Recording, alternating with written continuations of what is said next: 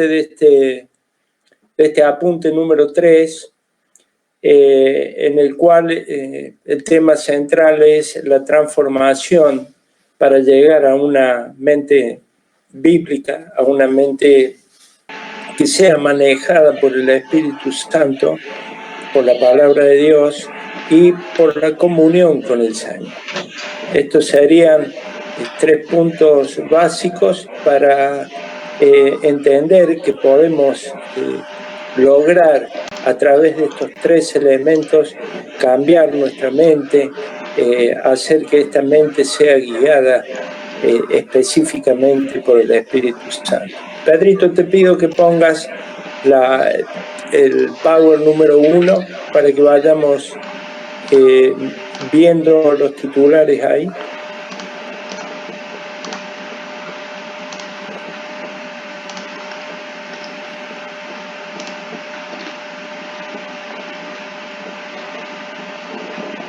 Este es el primer, digamos, el primer PowerPoint en el cual hemos puesto elementos funcionales de una mente para tener una idea simple, aproximada, de qué se trata esto de la mente. No podemos hablar de la mente sin considerar el cerebro. Es el órgano clave para conocer y guardar en una memoria inmensa todo tipo de información, a la cual se puede echar mano, se la puede usar cuando la necesitamos. ¿Cómo es esto que el cerebro tiene esta capacidad? Es así, nos enseña la histología, la anatomía de este órgano tan especial. Está constituido por células especiales que a la vez de especiales son muy nobles. Y en la consideración de esta constitución cerebral, nosotros podemos entender cuáles son los perfiles o los patrones de conducta que pueden existir en la mente. Son especializadas estas células porque tienen la capacidad de transmitir energía nerviosa y acumularla en los distintos núcleos que hay en el cerebro, acumularla como una información en una enorme memoria, ¿no? Esta es, por eso decimos que son células específicas. Y también tenemos que decir que son estables. Decimos que son estables porque el cerebro nace con una cantidad determinada de células inamovibles, es decir, no se reproducen estas células, al contrario, si sufren daños, como por ejemplo lo que ofrecen las drogas, las distintas drogas opiáceas, la marihuana, la cocaína, el alcohol en sus distintos tipos, como el etílico, el metílico, las drogas de laboratorio sintéticas, pueden llegar hasta dañarlas de tal manera que no funcionen más. Por esa razón, a menudo se escucha en la jerga el término limado.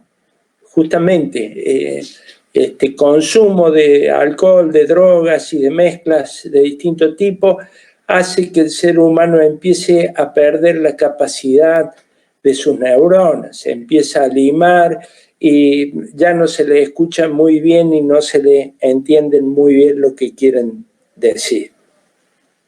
Además de su constitución noble, el cerebro y sus células cerebrales tienen la capacidad de transportar información y llevarla y acumularla en los centros que están predeterminados para esa tarea.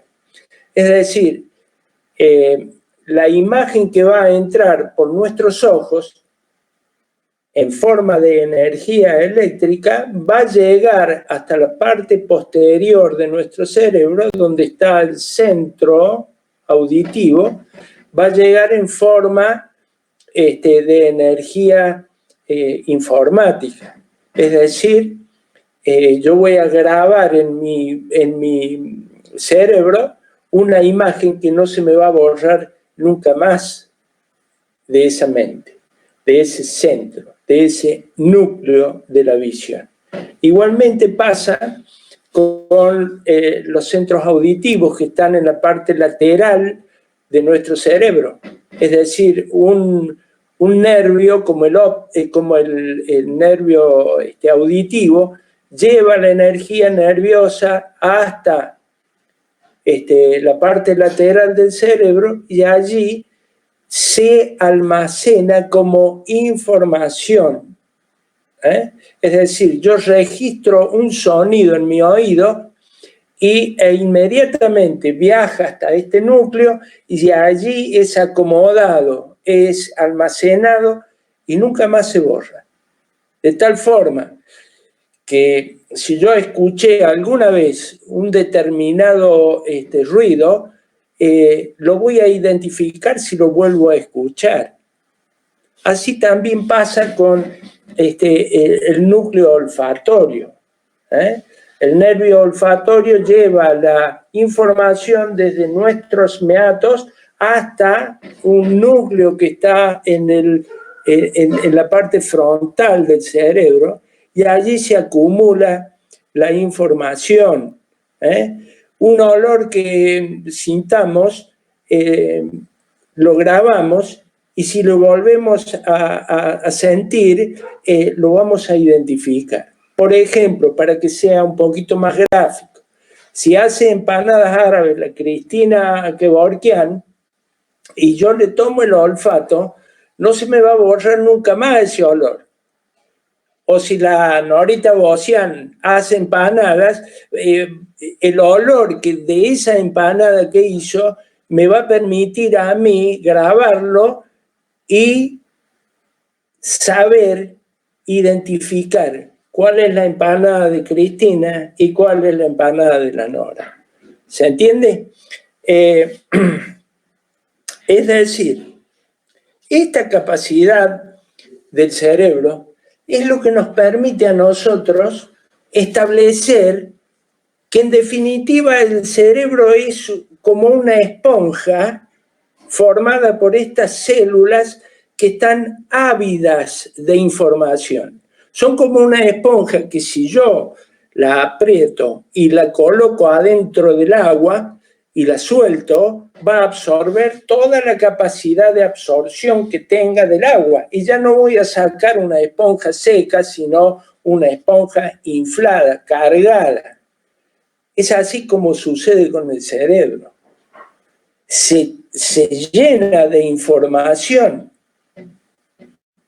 porque estas células son tan especiales y son tan importantes y nobles que están capacitadas para absorber toda la información que le llega.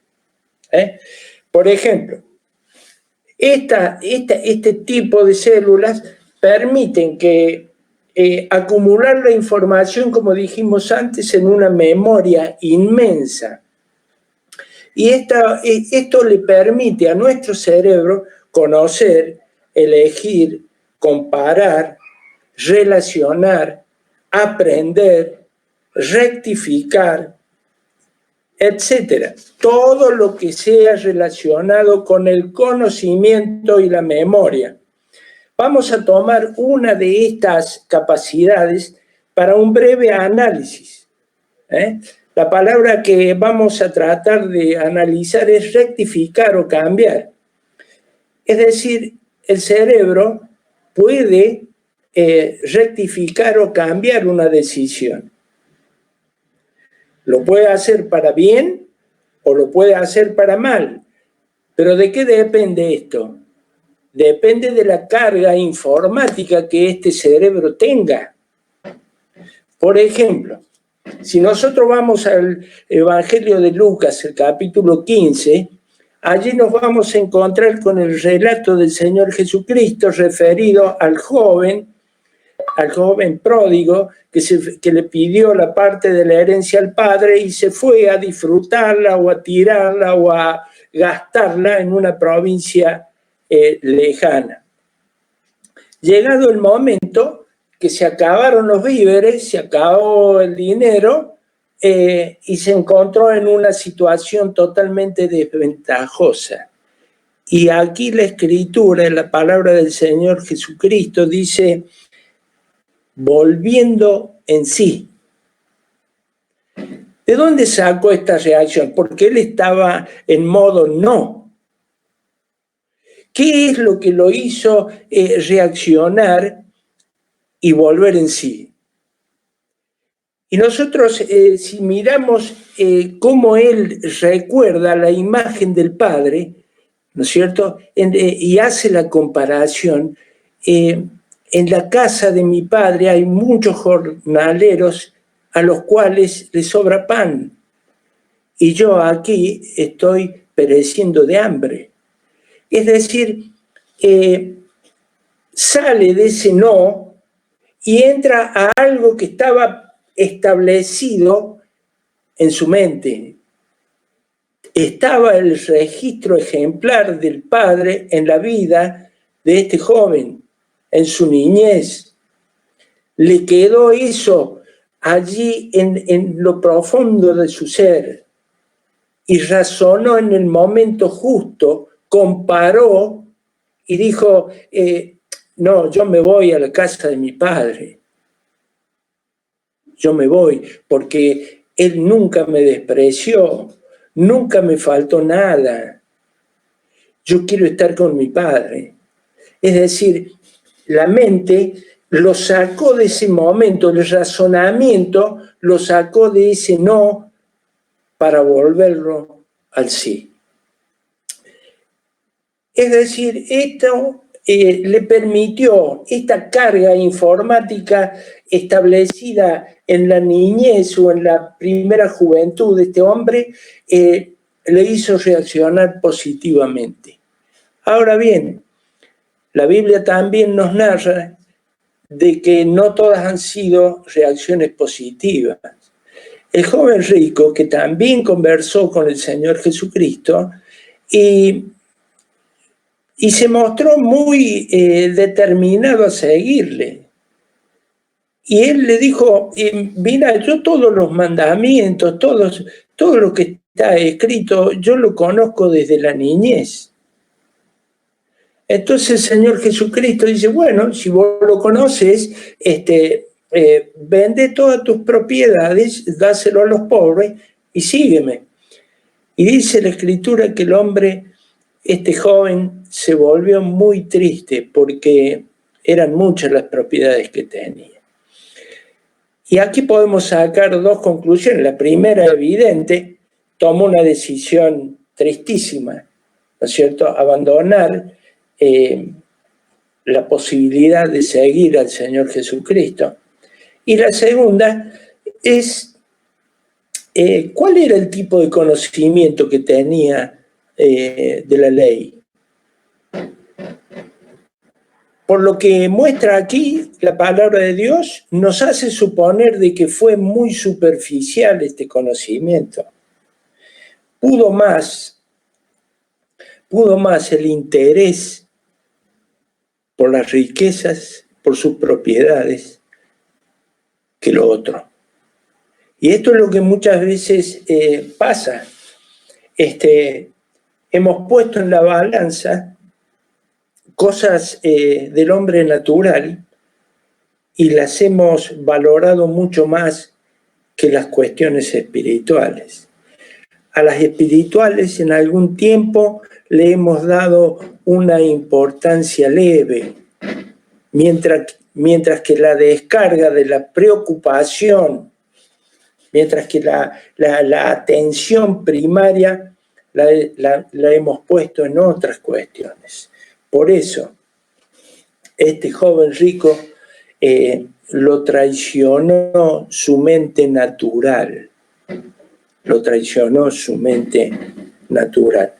Al que no lo traicionó la mente y el recuerdo fue al ladrón de la cruz. Este hombre seguramente había escuchado del Señor Jesucristo o había visto alguno de los milagros que él había hecho y escuchó en algún momento la palabra que él había dado. Entonces, en el momento crucial de su vida, dijo verdaderamente este es el Hijo de Dios. Por lo tanto, en ese acto, la razón lo llevó a una decisión positiva. Y creyó, y se salvó, y fue a estar con el Señor Jesucristo.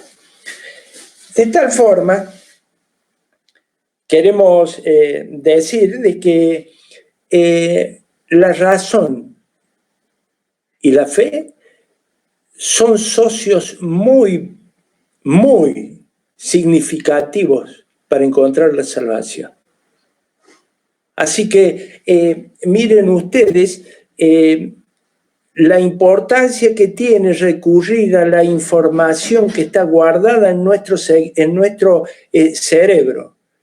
Y más si se cumple aquel proverbio que tantas veces repetimos, ¿no? Instruye al niño en su camino, y aun cuando fuere viejo, no se apartará de él. Y el Señor Jesucristo les enseñaba y les decía, dejad a los niños venir a mí, porque de ellos es el reino de los cielos. Es decir, la importancia que tiene no solamente llegar a ser discípulos, hermanos, llegar a ser discípulos, llegar a tener una mente transformada en su totalidad para la gloria y la honra del Señor. Debemos ansiar tener esta mente totalmente renovada para que podamos dar un salto importante en nuestro ministerio personal para el Señor, salir del discipulado y entrar al magisterio de la palabra de Dios, es decir, empezar a enseñar la palabra de Dios. Esto se puede hacer tan solo con una mente totalmente transformada. El segundo punto dice: los valores o antivalores que llegan a nuestra mente determinan un perfil de nuestra conducta. Esto es lo que estuvimos viendo hasta este momento. El punto 3 dice: es imposible esconder un comportamiento carnal. ¿Y saben qué, hermanos? Tarde o temprano la mente carnal denuncia a la voluntad del hombre natural. Esto está en Efesios capítulo 2, verso 1 al 3. Dice, explica 3 cosas. Dice que lo primero, estábamos muertos en delitos y pecados. Segundo, estábamos bajo el poder del príncipe de este mundo. Tercero, estábamos haciendo la voluntad de la carne. Todos estos son perfiles que no se pueden disimular. En algún momento aparecen,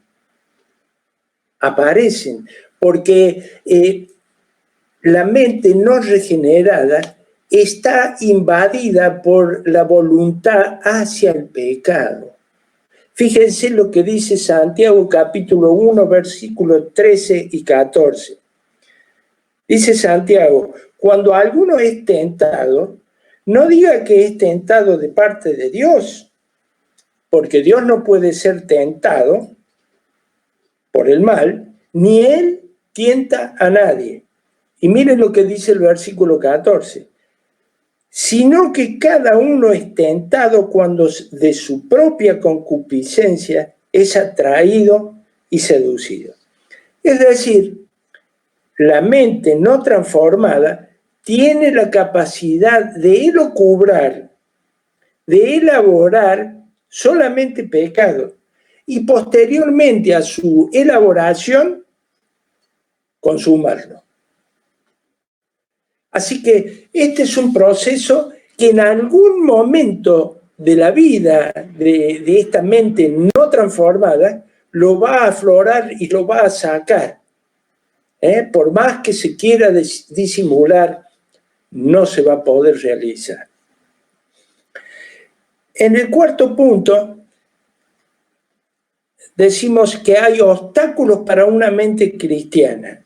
Es decir, para que esta transformación pueda realizarse, necesitamos estar liberados de todos los, de todo lo que es contraproducente. Hemos anotado aquí la distracción, los prejuicios, el orgullo. La distracción, la mente en su estado natural no permite enfocarse, no permite que el individuo se enfoque en las cuestiones pura y exclusivamente espirituales.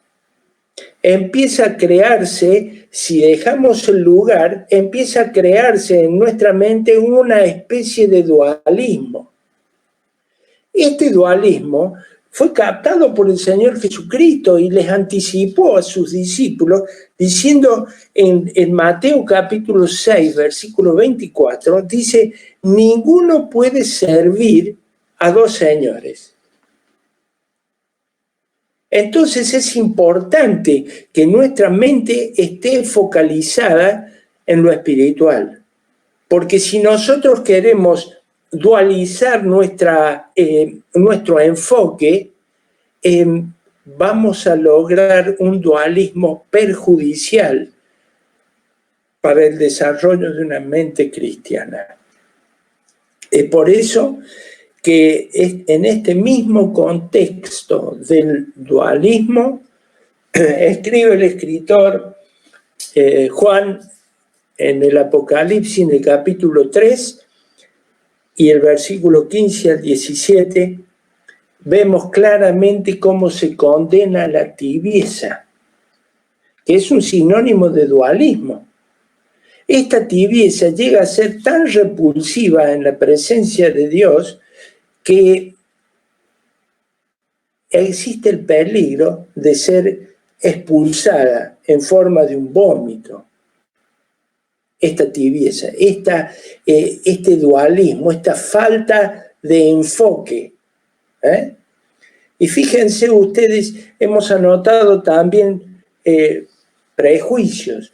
Muchas veces los prejuicios nos llevan a considerar erróneamente algunos aspectos. Fíjense ustedes en el Evangelio de Juan, capítulo 1, versículo 46, esta porción de la Escritura está citada en este boletín, que sería muy bueno que lo recorran, porque todas las porciones bíblicas citadas aquí son exactas y tienen la aplicación justa. Fíjense ustedes, cuando habla de prejuicios, menciona un gesto que nosotros muchas veces no nos acordamos. Cuando el Señor en el capítulo 1, verso 46 de Juan, va a buscarlo a Natanael, y los demás discípulos se lo presentan al Señor Jesús, y este hombre, Natanael, tiene la triste acotación de decir, ¿cómo ha salido algo bueno? ¿Puede salir algo bueno de Nazaret? Es decir, hay un prejuicio y hay una expresión fallida allí. Así que, hermanos, los prejuicios tienen que quedar muy a la distancia. Igualmente, el orgullo. El orgullo es algo que pone una zanja en el progreso de la marcha de nuestra mente carnal hacia una mente espiritual. Miren, hermanos, sería muy bueno que tengamos perfectamente claro de que para que nuestra mente pueda ser transformada, va a haber una lucha tremenda. aquí en este apunte se nos menciona una porción que me parece exacta. Dice 2 Corintios capítulo 10, versos 4 y 5, hablando de estas luchas, dice, porque las armas de nuestra contienda no son carnales, sino poderosas en Dios para la destrucción de fortalezas, destruyendo especulaciones y todo razonamiento altivo que se levanta contra el conocimiento de Dios y poniendo todo pensamiento en cautiverio a la obediencia de Cristo. Miren ustedes qué contenido de esta porción, saber que estamos luchando contra fortalezas del mal. Y esto es algo de lo cual nos tenemos que concientizar. El objetivo es tener una mente renovada, una mente bíblica, una mente que se ejercita en la dirección del Espíritu Santo. Vamos a pasar, Pedrito, a la segunda hoja. Te digo que voy a ser muy breve, porque ha pasado ya algo de tiempo. Perdón, es la otra objetivo de una mente bíblica.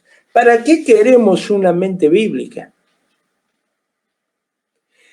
¿Para qué podemos usar una mente bíblica? La mente bíblica tiene la capacidad de valorar lo eterno y descartar lo pasajero. Es decir, entramos en otra dimensión. Fíjense lo que dice 1 Corintios 2, versículo 6. Sabiduría no de este siglo, ni de los príncipes de este siglo que perecen. Y el versículo 9 dice, lo que ojo no vio, ni oído oyó, esto es para nosotros. ¿Cuántas veces nos pasa que viene gente agitada, apurada? ¿Viste lo que está pasando? ¿Viste lo que ha sucedido? ¿Y cuántas veces nosotros tenemos que mirarle con piedad y decir, bueno, pero esto ya está escrito, ya la Biblia lo anuncia de esta forma? ¿Por qué tanta sorpresa? ¿Por qué tanto alboroto? Esa es la capacidad que nos permite una mente bíblica, una mente transformada.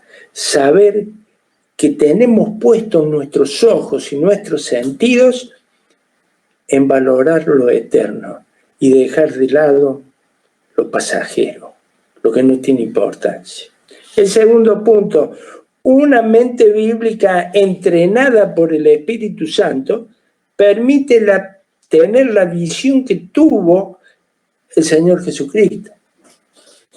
Aquí en Juan capítulo 16 y verso 33, dice el Señor, estas cosas os he hablado para que en mí tengáis paz. Y mire el descarte que hace el Señor comparativamente. En el mundo tendréis aflicción, pero no temáis. Yo he vencido al mundo. Esta reacción es una reacción, elegir al Señor porque Él ha vencido al mundo, porque Él es dueño de la paz. Solamente puede surgir esta elección de parte de una mente transformada, de parte de una mente bíblica. Así que, hermanos, tendríamos que abocarnos con mayor interés a tener esta posibilidad. El punto 3 dice, una mente bíblica nos permite entender que el triunfo final del Evangelio depende de la multiplicación de los discípulos.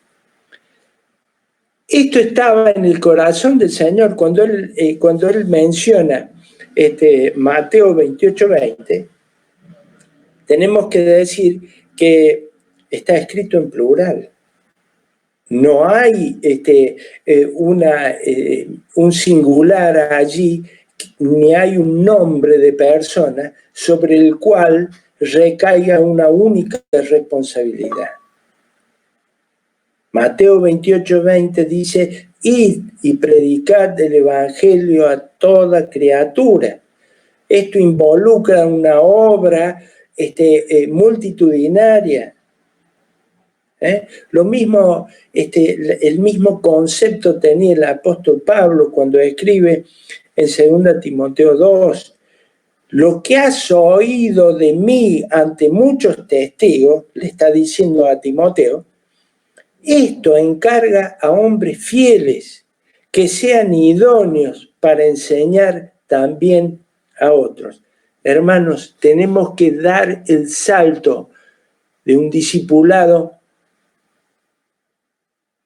y pasar a ser maestros, enseñar la palabra, enseñar también a otros.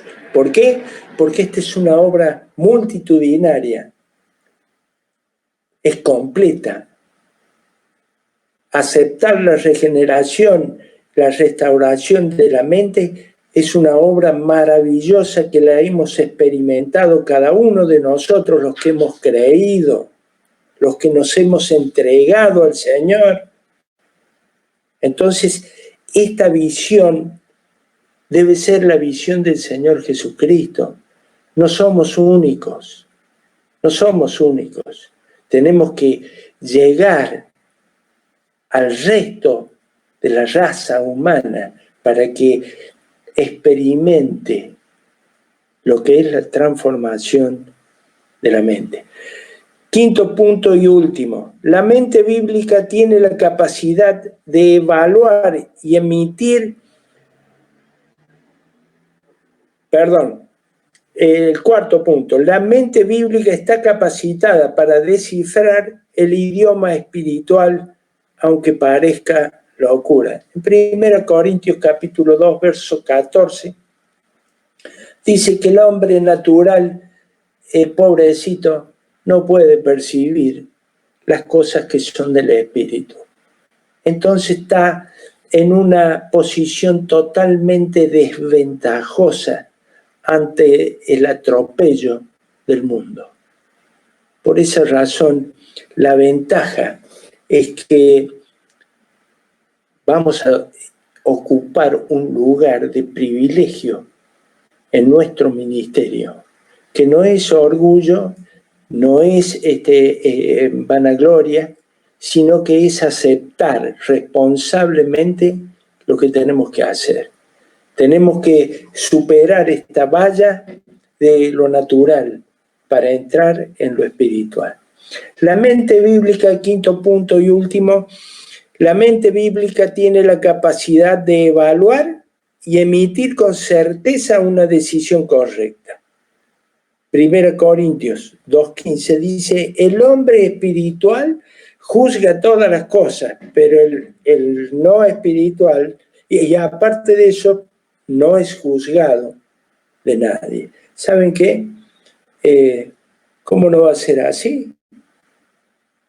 ¿Cómo no va a ser así? El hecho de conocer, como decíamos en la clase anterior o en el programa anterior, si se nos ha abierto el misterio que estuvo escondido por los siglos y las edades. Dice Colosenses capítulo 1, verso 26, lo estuvimos mencionando el miércoles pasado. Se nos ha abierto la mente hacia un panorama totalmente nuevo, totalmente superior. Está tildado con perfección. Nosotros tenemos el conocimiento de la verdad. Por eso nos sentimos libres. Por eso nos sentimos con plena libertad para transmitir esta posibilidad que está al alcance de nuestro razonamiento. Necesitamos que la mente sea transformada para enseñar, para dar testimonio, para entregar el mensaje precioso del Evangelio. Hermanos, lamento que se me haya escapado el tiempo, me he pasado en 6 minutos y pico, creo. les acerco mis saludos, el deseo de las bendiciones, y especialmente para la familia de Ignacio, que pudiese el Señor hacer una obra en este estado de salud tan delicado que Ignacio tiene, y que asista a su esposa, a Antonia, para que todo esto pueda redundar en la gloria y en la honra del Señor Jesucristo. Hermanos, nada más, bendiciones a todos.